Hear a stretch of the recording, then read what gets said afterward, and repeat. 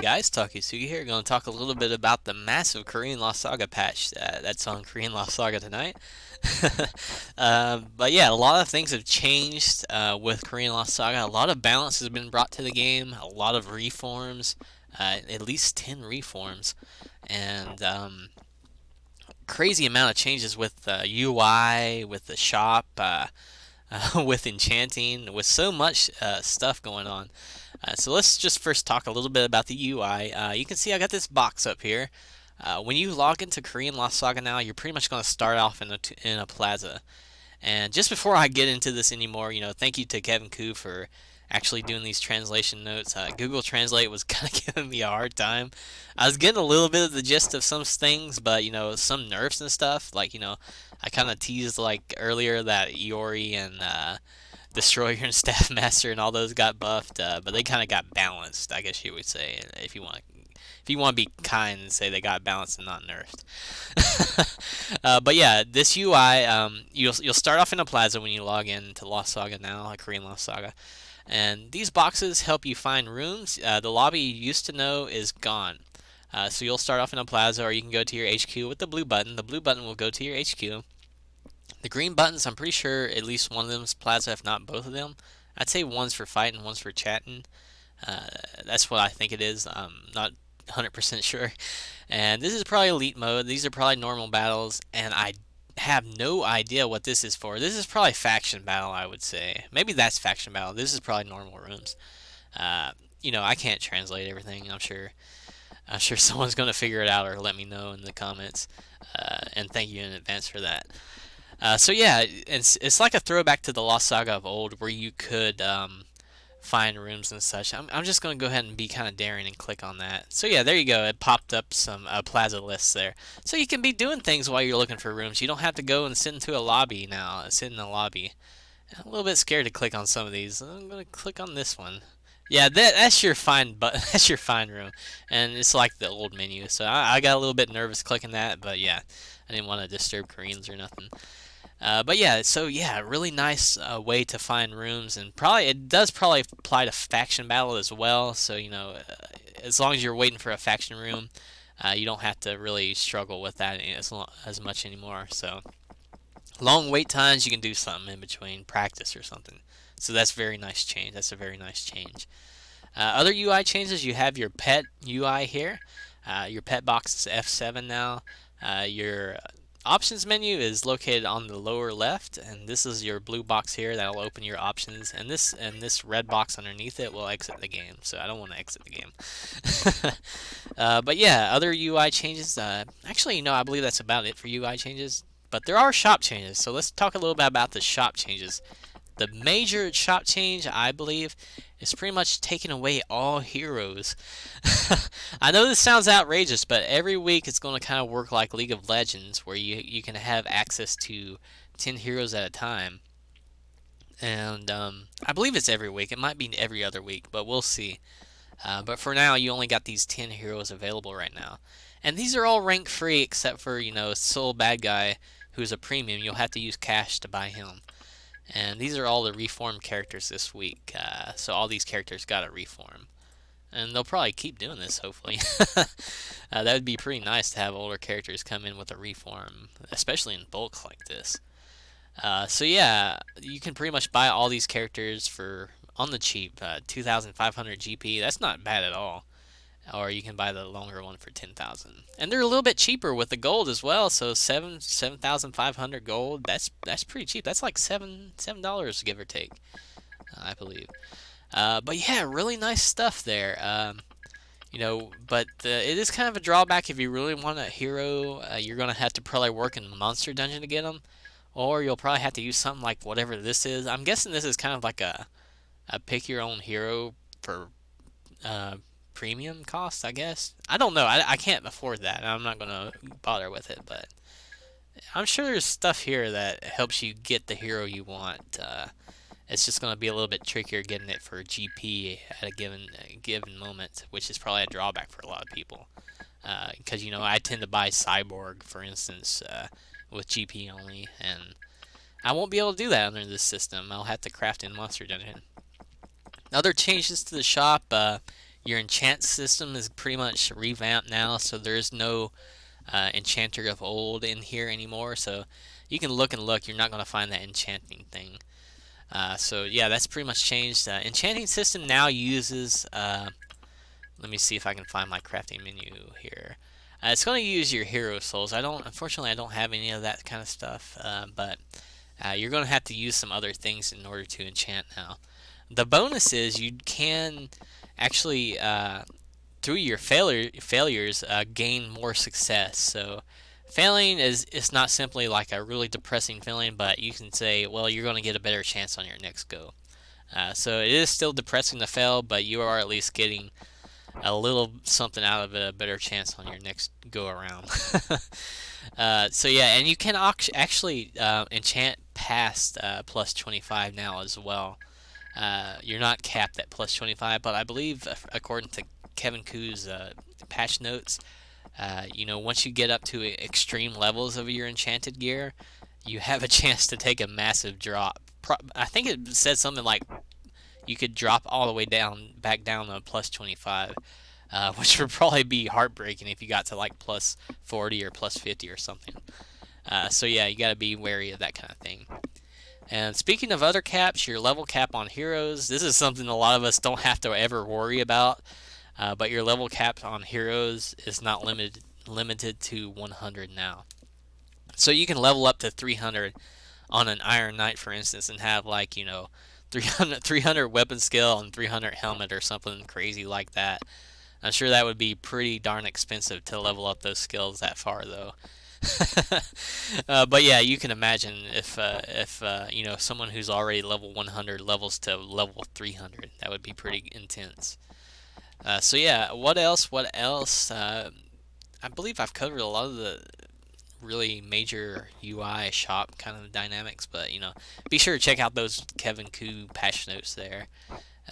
I'll link them in the comments down below, and you can check them out on the Lost Saga group on Facebook. So other stuff, balance changes across the board. Edge damage has been reduced. I'm going to go ahead and drop right here with Iron Knight. It doesn't really look like it reduced too much at first glance, but it does kind of make a difference as it adds up. So if you take two in a row, it's not going to be nearly as bad as what you had before when you took two in a row. It's still pretty significant, so stuff like Chieftain still is pretty powerful if you can edge with them. But it's a little bit reduced. It's a minor balance change, I would call it. Other balance changes include, gear changes across the board. There's a lot of gear revamps. So, stuff like Scotty helmet, for instance. I shouldn't use it on DevK. I'll go ahead and try and use it down here. Nah, I'm not going to get it. So I'm going to go ahead and use Scotty armor on a robot here. Robot buddy. I completely whipped it. I'm going to go ahead and use the helmet. So I'm going to go ahead and put them in a freeze state. Go ahead and pop him. And you can see that he's moving slowly. So after the initial freeze, you do get a slow on an opponent. So that's a nice little change for ice, and is sure to benefit all these ice-related characters pretty heavily, like Scotty and Ice Mage and all those kind of good characters. I wish I could test Jin out with it. That would be kind of neat to test Jin out with it, but I don't have Jin. Sorry. Other balance changes, your passives. Now, this is a big thing that's been suggested by people like Don in order to balance the game. So I'm going to show you what the passive nerfs actually are. So I've got my passive Musketeer helmet here. And I'm going to use my Iron Knight helmet. I'm going to count on after I use the Iron Knight helmet. So 1, 2, 3, 4, about 4.5, I'd say, give or take. So I'm going to do this again, and I'm going to swap to the Musketeer and swap back. So 1, 2, 3, 4, 5. So you can see I counted to 5 and it wasn't even fully charged when I swapped back.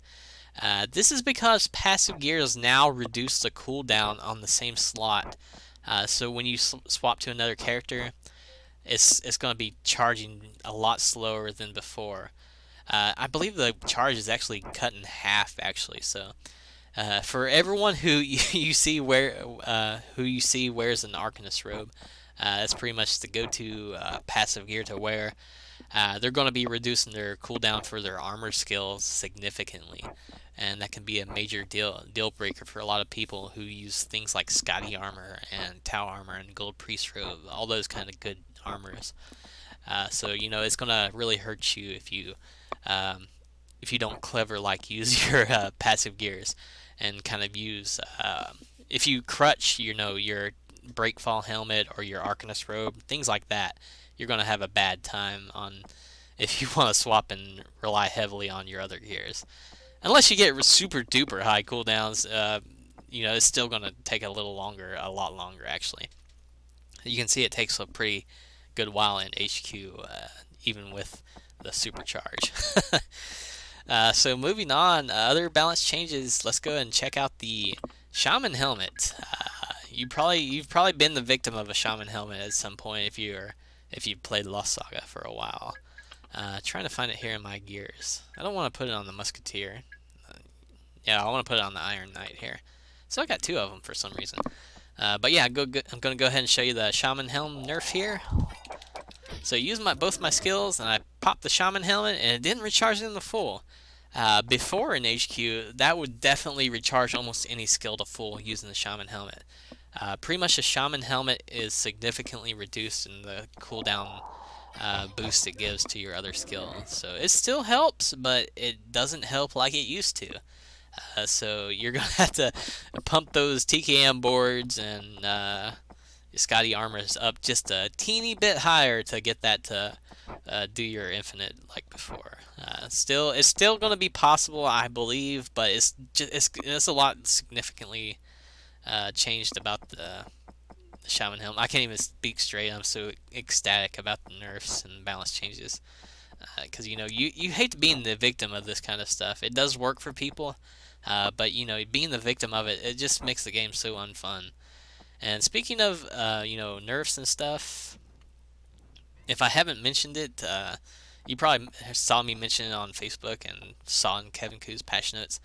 You do have a passive gauge nerf for your input characters. So this includes um, Nakaruru, Mai, Kyo. Did I get them all? Iori. And was there one more? Mai, Kyo, Iori. Haomaru. Probably Haomaru. I'd say he's still got the passive nerf. Well, I can't unfortunately check him out, but if there was one exception, I'd say it would probably be Haomaru. But let's check out Iori's problem here. So you can see each time I use these inputs, the charge is going down, and it caps at 15 inputs. So you cannot infinite like you used to. So when you do this kind of stuff, you're capped at 15 inputs. It does charge very, very quickly. I'm already back. If I use it like down to 10, it's back as soon as you stand still. If you do run around after you do this stuff, though, it's going to stay wherever it was. But you can just stop for a brief second and it's back. So input nerfs, it will cap at 15. Probably caps at 15 for the other inputters, but I can't confirm that. But this helps you to prevent being put into a long and really tedious infinite that makes the game incredibly unfun and unfair in some cases for some players. So yeah, it still lets them do long combos, and it still keeps their power, but it doesn't make them really monotonous to fight, and doesn't make you feel like you're hopeless once they get you into a combo, and once a really pro inputter gets you into a combo. So yeah, that's about all the stuff I'm going to cover right now, guys. I'm going to do a separate video for pets, yeah, if you want to learn a little bit about pets, I'm going to go ahead and do a separate video on that. And I'm going to do a separate video on all the reforms except Soul Bad Guy. I can't do Soul Bad Guy because, I can't afford to spend all this kind of money. And, Dawn's going to do the video on Soul Bad Guy anyways, she told me. So be sure to check out her channel for info on Soul Bad Guy's reform, which sounds pretty cool. So be sure to check into that. He really needed a reform, and he got one. So happy days for Soul Bad Guy fans. And we'll get into the other characters here. For better or worse, some of them got nerfs like Destroyer. So I'll end the video here, guys. And Hopefully, I covered a lot. Again, check the patch notes, and I'm sure I probably missed a couple things, maybe more than one or two things. But thanks for watching, guys, and be sure to check out the other videos, and see you next time.